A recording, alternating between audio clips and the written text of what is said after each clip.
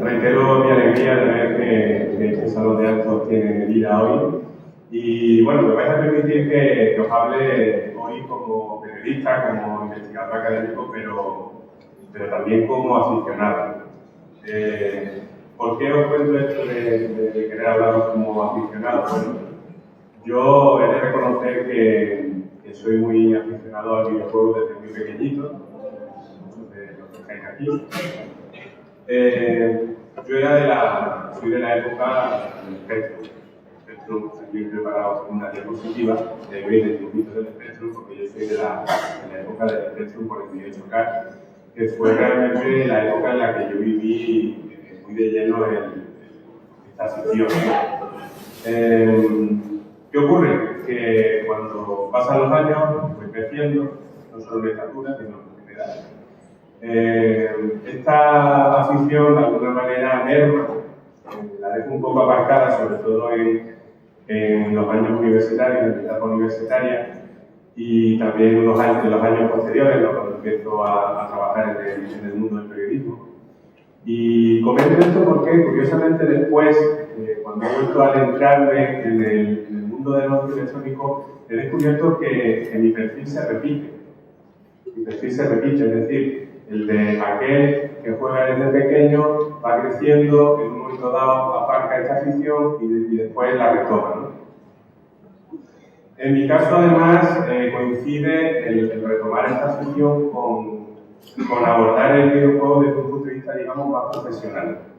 Y os cuento un poquito. En el año 2006-2007 aproximadamente, 2006 más bien, tras mi paso por un informativo infantil y juvenil, que se estuvo emitiendo durante casi 4 años en Canal de Andalucía, que es este iconito que veis aquí, fíjate. Era un informativo que iba dirigido, como digo, a niños, a jóvenes, y fijaos, ¿no?, cómo yo en aquel momento tenía incluso, caí en la trampa, que todavía mucha gente cae, de considerar el videojuego como algo para niños. Y yo me acerco allí, éramos un grupo, digamos, pequeño, el que hacíamos realidad cada día ese informativo, era también una experiencia muy divertida.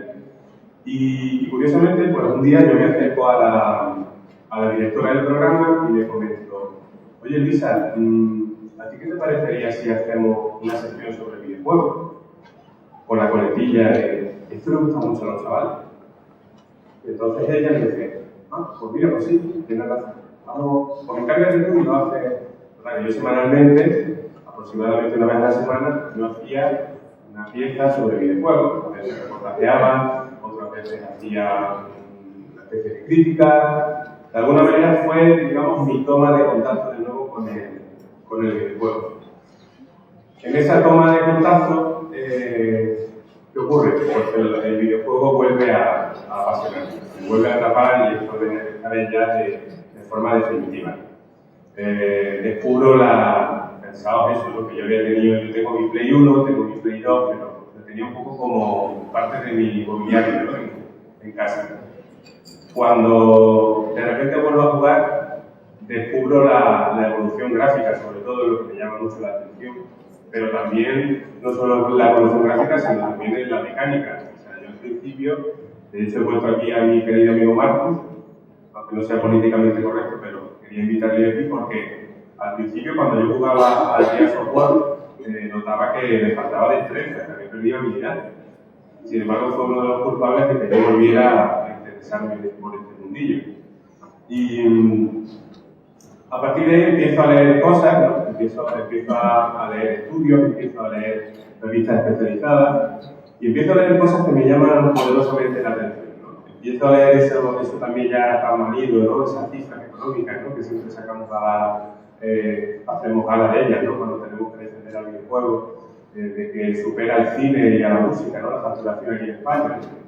Empiezo a leer cosas que me llaman la atención. Empiezo a leer también, por ejemplo, que se empieza a hablar del videojuego como una forma de arte. Y entonces todo ello me hace seguir leyendo y me plantea una pregunta, ¿no?, y es la siguiente.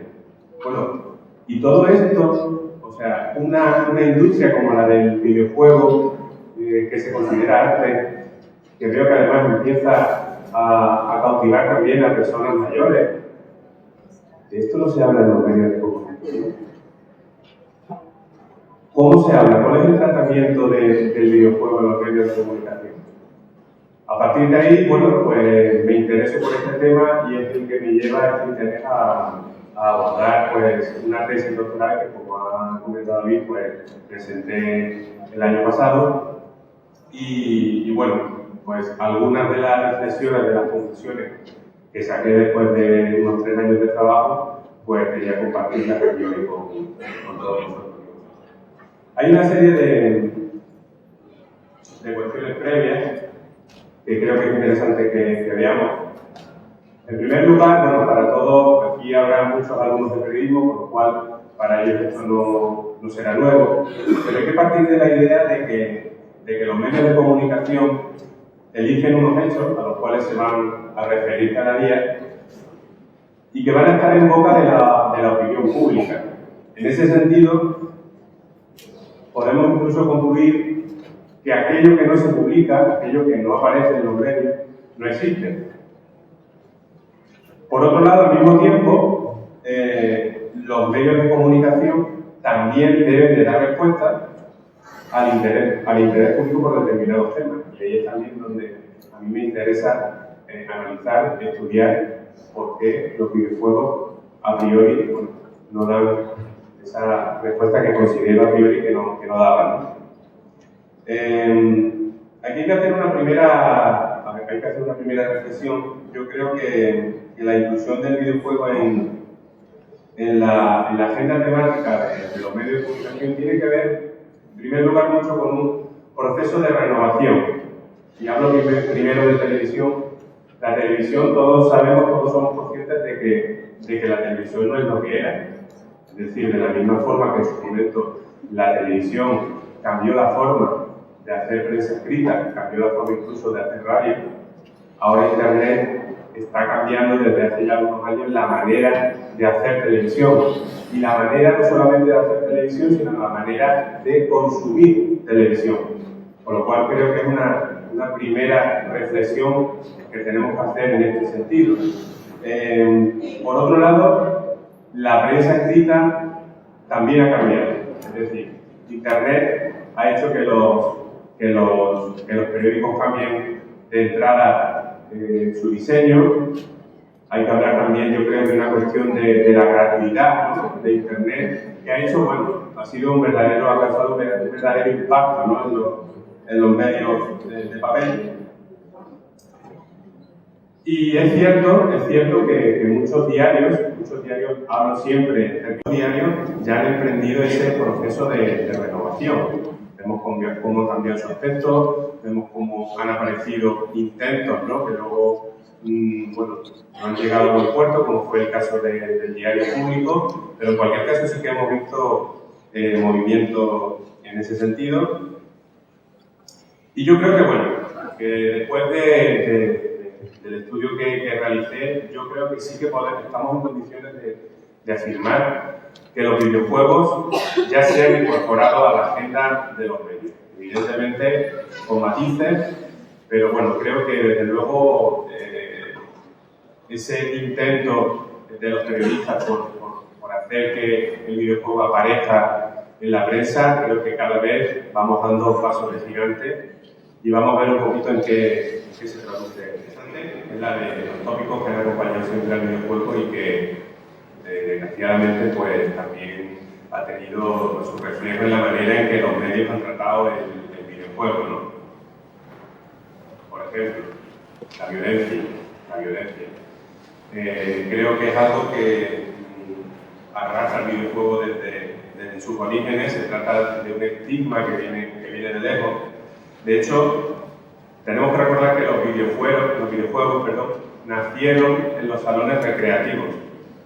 Diego Levis, que es un autor que escribió hace muchos años un interesante monográfico sobre el videojuego, habla de estos lugares, de los salones recreativos, como centros de reunión de jóvenes de dudosa honestidad. O sea, ya desde entonces, desde finales de los 70, el videojuego lleva ese San Benito, ¿no?, Y yo no voy a entrar aquí en ese debate, ya que también creo que está bastante manido, ¿no?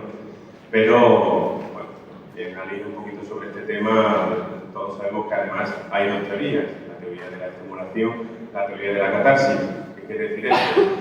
La teoría de la estimulación sostiene que todo aquel que juega o que observa contenidos violentos, pues se vuelve violento, ¿no? Se traduce eso en una repetición de lo que ve. Y por el contrario, el fenómeno de la catarsis defiende todo lo contrario, es decir, el que juega juegos violentos o el que observa escenas violentas en un videojuego, de alguna manera le provoca un rechazo y, bueno, es más dócil que un corderito, para que nos entendamos.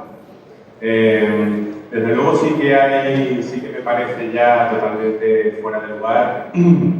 Todos sabemos el famoso caso de la katana, todos sabemos que han culpado a los videojuegos de los muchos asesinatos masivos en los institutos, en los colegios estadounidenses. Y bueno, ya lo último que me ha faltado por leer hace una semana, básicamente han situado los videojuegos en el pleno eje del mal. Es decir, no sé si lo leíste en prensa, pero yo lo leí, creo que fue en El País, y era algo así como, se refería al líder de Corea del Norte y titulaba algo así como el líder de Corea del Norte juega a las consolas. Estaba en el título y en el subtítulo de esa información. Si tenéis por ahí internet y queréis curiosearlo. Bueno, ¿a qué creo yo que se debe este fenómeno? Fundamentalmente a una cuestión, y es la falta de especialización del periodista. Es decir, cuando el videojuego llega a manos de un periodista sin formación, que no conoce, que no practica, que no utiliza el videojuego, se producen situaciones como estas, se relacionan de manera simplista y se llegan a conclusiones, bueno, desde luego sin ningún tipo de rigor académico y sin ningún tipo de base. Dejamos la violencia y vamos a otro de los tópicos que tanto nos gustan. Yo simplemente, al hablar de que los videojuegos son cosa de niños, yo simplemente pregunto, ¿ir al cine es cosa de niños? ¿Ver una película en casa es cosa de niños? ¿Ver una serie de televisión es cosa de niños? ¿Leer un libro es cosa de niños? No creo que nadie de vosotros o vosotras que haga una de estas actividades tenga que justificar que lo está haciendo.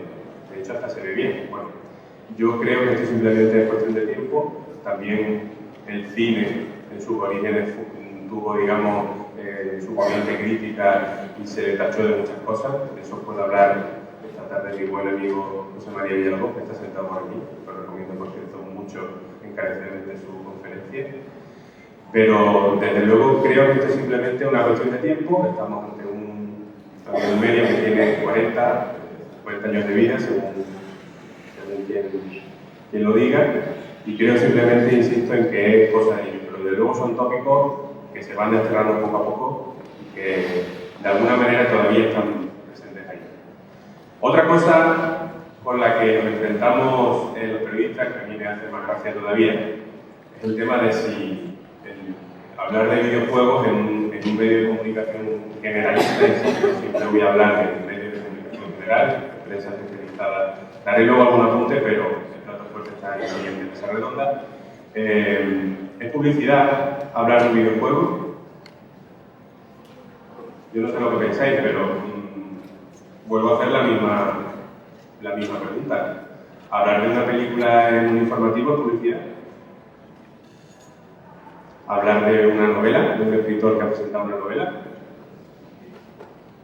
Todos los días lo vemos en los informativos, o todos los días lo vemos en los diarios de información general. Todos los viernes nos encontramos una sección específica sobre cine en los periódicos. Eso es publicidad.